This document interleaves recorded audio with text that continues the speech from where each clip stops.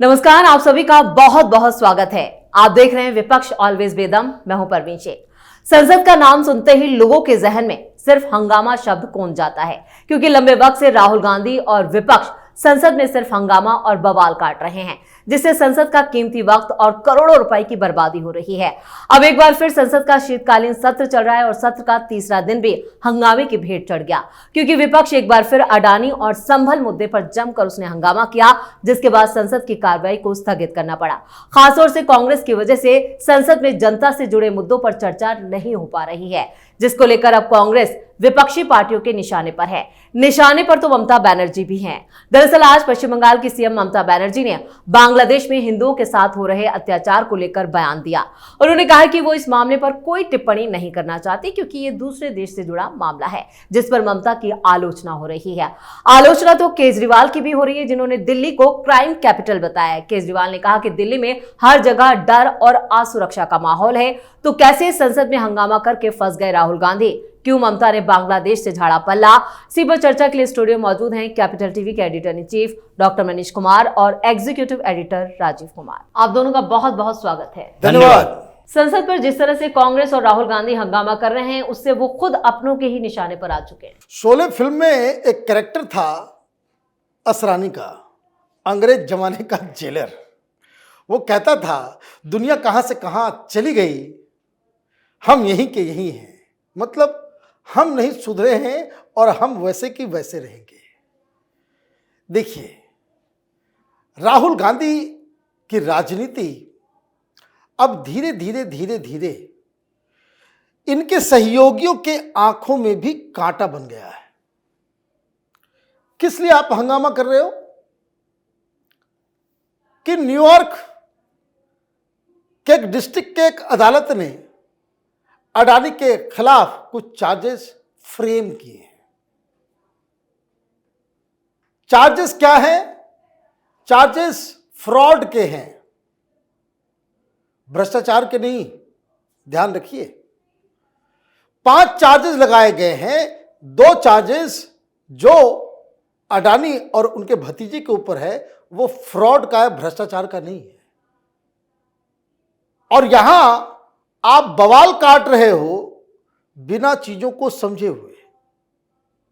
कौन लॉबी है वहां जो वहां पे पैसे देकर के वहां पे इस तरह के केसेस को खड़ा कर रहा है? क्यों रोकना चाह रहा है? दुनिया की सबसे बड़ी green company, solar energy create करने वाली कंपनी में से ये अडानी का एम है। आपको समझ में आ रहा है कहां अटैक हो रहा है? आप बिना कुछ जाने समझे, बराक ओबामा ने बिल्कुल सही कहा था कि ये बिल्कुल अनगढ़ा सा लीडर है, वैसा स्टूडेंट है जिसके खोपड़ी में कुछ नहीं है, लेकिन हेकड़ी जो है उसकी मतलब कि जैसे बहुत बड़ा इंटेलेक्चुअल हो गए। तो देखिए, अडानी के मसले पे शरद पवार पहले ही अलग हो चुके हैं। अडानी के मसले पे अभी उद्धव ठाकरे भी साइड हो रहे हैं। ममता बनर्जी ने बिगुल फूंक दिया, सीधा कहा ये बकवास बंद करो। बाकी सारे लोग तो भाई राजनीति का वसूल समझ लीजिए। आप हरियाणा जीत गए होते और कांग्रेस पार्टी महाराष्ट्र जीत गई होती तो सब चुप होकर के सुन लेते, चलो भाई अडानी अडानी कर रहा है, चलो कर लिया। हर जगह सर्वनाक हार रहे हो। और उसके बाद आप तो ममता बनर्जी ने शुरुआत की है, बट ये शुरुआत है सिर्फ। उन्होंने कहा कि हम जनता से जुड़े हुए मुद्दे को उठाएंगे पार्लियामेंट में। मोदी से लड़ना है तो जनता से जुड़े हुए सवाल उठाओ। ये अडानी, पेगासिस, रफाल, ये सब बकवास करने से कोई अंतर नहीं पड़ने वाला। तो आप ये देखिए कि इंडी गठबंधन ये तो टूट की कगार पे आ गया। बाकी जो कुछ बचा था वो रांची में हेमंत सोरेन ने सीटिंग अरेंजमेंट दिखा करके और वहां जो स्टेज के ऊपर घोर बेइज्जती हुई वो भी आईना दिखाया गया। लेकिन ये मोटी चमड़ी का आदमी इसको ये समझ भी नहीं आता है कहाँ बेइज्जती हो रही है और कहाँ तारीफ हो रही है। ये तारीफ को बेइज्जती समझ लेता है, बेइज्जती को तारीफ समझ लेता है। ये फर्क है, क्योंकि जमीन से जुड़ा हुआ व्यक्ति नहीं है। तो आप देखिए कि विपक्ष ये महाराष्ट्र में शपथ उपत खत्म होगा और देखिए बवाल शुरू होगा।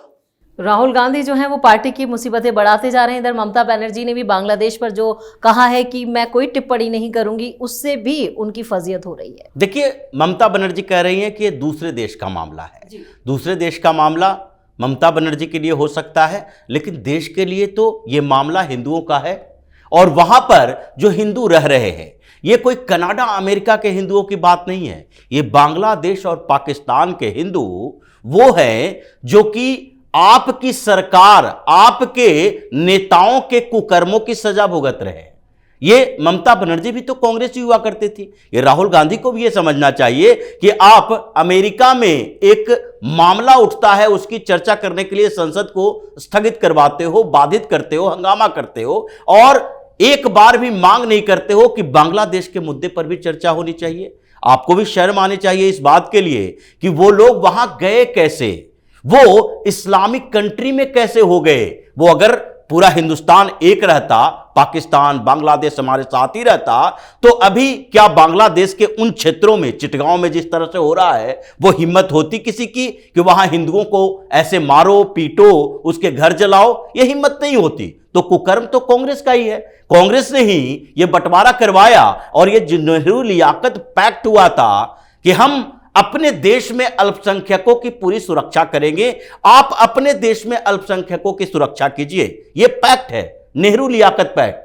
और यह नेहरू लियाकत पैक्ट में अगर पाकिस्तान या बांग्लादेश में अल्पसंख्यक यानी हिंदुओं के साथ अत्याचार हो रहा है, तो सबसे पहले तो राहुल गांधी को उठना चाहिए। और यह अपनी राजनीतिक कैरियर की शुरुआत ही ये ममता बनर्जी कांग्रेस से की है, तो इसको भी अपने इतिहास को देखना चाहिए। और दूसरी बात, वहां पर बंगाली हिंदू हैं, और पश्चिम बंगाल में अगर बांग्लादेशी घुसपैठियों के खिलाफ कुछ होता है, उसके आधार कार्ड मांगे जाते हैं, एनआरसी की बात होती है, तो ममता बनर्जी तो यूएन से इंटरवेंशन की बात करती है। उस समय तो अपने देश का मुद्दा हो तो आप कह लो कि अंतरराष्ट्रीय संगठनों को, यहां तक कि यूएन को इंटरवेन करना चाहिए कि यहां पर सरकार तानाशाह हो चुकी है और मोदी यहां एनआरसी की बात कर रहे हैं, हमारे साथ अत्याचार हो रहा है, मुसलमानों के साथ अत्याचार हो रहा है। तो ममता बनर्जी की समस्या क्या है? समस्या यही है कि बांग्लादेश में अगर हिंदुओं पर अत्याचार के खिलाफ हम बोलेंगे तो मुसलमान नाराज होंगे, और मुसलमान पश्चिम बंगाल के नाराज होंगे, तो पश्चिम बंगाल के मुसलमान इनके वोटर बने रहे, इसलिए वो कितना भी अन्याय होता रहे बांग्लादेश में वो बोलेंगे नहीं। चुनाव तो इनको दूसरे देशों में भी जाकर नहीं लड़ना है। ये क्या राहुल गांधी या फिर विपक्षी पार्टियों इतनी सारी है ये बैठी हुई, क्या जाकर फिलिस्तीन के मुद्दे पर बोलने के लिए इनके पास समय हो जाता है कि नहीं नहीं देखो फिलिस्तीन में अन्याय हो रहा है, इजराइल हमला कर रहा है, मुसलमान मारे जा रहे हैं, निर्दोष है। ये क्या बांग्लादेश में जो लोग मर रहे हैं, जिनके खिलाफ अत्याचार हो रहा है, मंदिरों पर हमला हो रहा है, वो निर्दोष नहीं है? तो ये स्थिति इन लोगों की है। सिलेक्टिव तरीके से अगर काम करोगे, सिलेक्टिव परसेप्शन बनाओगे, सिलेक्टिव सपोर्ट करोगे, तो जनता भी सिलेक्टिव तरीके से ही आपको सपोर्ट करेगी। इसलिए ये आज पूरा अपोजिशन मिलके 20 से 25% पर सिमट गया है। यही हरकत रही तो कुछ समय में 10-15% पर ही सिमट कर रह जाएगा। तो ममता ने खुद अपनी मुसीबत बढ़ाई है, और मुसीबतें तो अपनी केजरीवाल भी खुद बढ़ा रहे हैं। 10 साल से खुद दिल्ली की सत्ता पर हैं और दिल्ली को ही क्राइम कैपिटल बता रहे हैं, और बता रहे हैं कि ये शाह इसके लिए जिम्मेदार। देखिए, ये आदमी फ्रॉड है, he is a pathological liar. क्यों इसने इतनी बड़ी बात कह दी, इसको भी समझिए। वो जान रहा है कि मीडिया उसके पॉकेट में है। अभी देखिए एडवर्टीजमेंट शुरू हो गया। मैंने पहले ही कहा था कि महाराष्ट्र का चुनाव खत्म, रिजल्ट आ गया, मॉडल कोड ऑफ कंडक्ट खत्म, और आम आदमी पार्टी का एडवर्टीजमेंट पंजाब की सरकार का वो चालू। तो वो चालू हो गया, हर जगह पहुंच गए। ड्रग्स से मुक्ति वाला पहला एपिसोड आ गया है सबका, बताइए। और ये भाई साहब क्या कह रहे हैं, क्यों कह रहे हैं, ये समझ लीजिए। ये आदमी जब 2014 में चुनाव लड़ने के लिए आया तो हर जगह ऑटो के पीछे पोस्टर स्टैंड लगाया था कि अगर शीला दीक्षित को वोट किया तो आपकी बेटियों की इज्जत लूटी जाएगी, रेप कैपिटल वो निर्भया केस ताजा ताजा हुआ था 2012। और ये घूम घूम के कहता था कि हमें नहीं चाहिए ऐसा मुख्यमंत्री, लानत है ऐसे मुख्यमंत्री पे जो ये कहे कि भाई पुलिस हमारे पास नहीं, केंद्र में भाई रिजाइन करके घर जाओ। ये इस तरह का भाषण, आप गूगल पे जाइए, आप यूट्यूब पे पुराने भाषण जो है उस पे आप देखिए, आपको मिल जाएगा। इस नटवर लाल को देखिए कि अभी अचानक से जो है वो क्राइम कैपिटल बता दिया। भाई तुम क्या कर रहे हो, तुम भी रिजाइन करके जाओ। खैर अब तो तुम्हारा आतिशी को बोलो। ये सवाल क्यों उठाया है? क्योंकि ठीक इससे पहले दिल्ली हाईकोर्ट ने दिल्ली के स्वास्थ्य व्यवस्था के ऊपर बहुत गंदी गंदी टिप्पणी की। यह कहा कि भाई तुम झूठ बोलते हो, मक्कार हो, फ्रॉड हो, हॉस्पिटल में इलाज नहीं हो रहा, हॉस्पिटल में दवाई नहीं है, हॉस्पिटल में मशीन है, मशीन चलाने वाला कोई नहीं है और तुम्हारे पास फंड नहीं है। यह हाईकोर्ट कह रहा है। तो हाईकोर्ट कह रहा है तो ये तो स्टोरी जाएगी। तो लगाया फोन कि भाई स्टोरी रोक दो, कहीं नहीं आपको मिलेगा। कहीं आपने देखा उस स्टोरी को? नहीं। किसी टीवी पे देखा? योगी आदित्यनाथ की सरकार के खिलाफ हाईकोर्ट हल्की सी कोई बात कह दे, ये तोता मैना सब जो है 5 बजे अपना दुकान खोल करके बैठ जाएगा। कितनी बड़ी बात कह दी योगी आदित्यनाथ के खिलाफ, तो ये माल गिरेगा ना भिखारियों के पास। ये अपने आप को मीडिया कहते हैं, दलाल हैं ये लोग।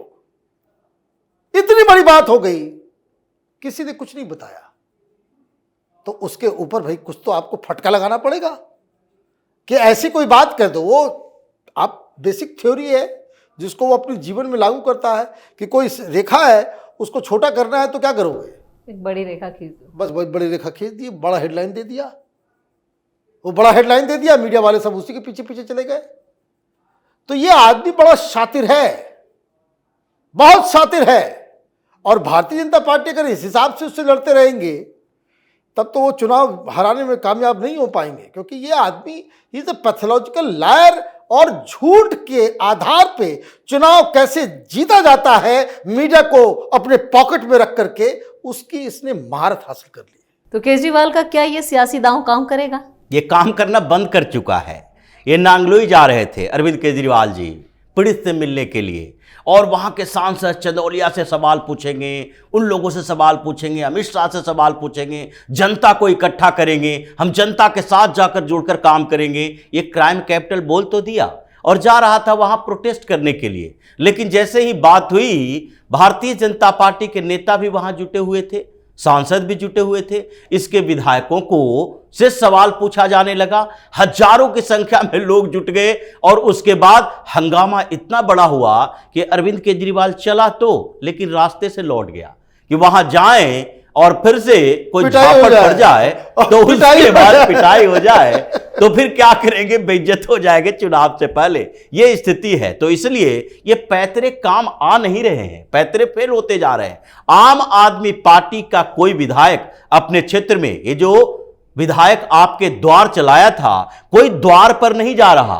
वो तो आधा से ज्यादा विधायक, 35 से ज्यादा विधायक जो ऐसे हैं, वो तो कंफ्यूज्ड है कि अरविंद केजरीवाल हमारे ऊपर टीकरा फोड़ने वाला है। वो घूम घूम कर यही कहेगा, देखो ये विधायक है, इससे माफी मंगवाओ, जनता से माफी मांगो तुम और कहो कि हमने काम नहीं किया, केजरीवाल जी तो काम करवा ही रहे थे। ये जो सारा एंटी इनकम्बेंसी है वो विधायकों के सिर पर मढ़ने की कोशिश कर रहा है। तो इसलिए अरविंद केजरीवाल के विधायक भाग रहे हैं।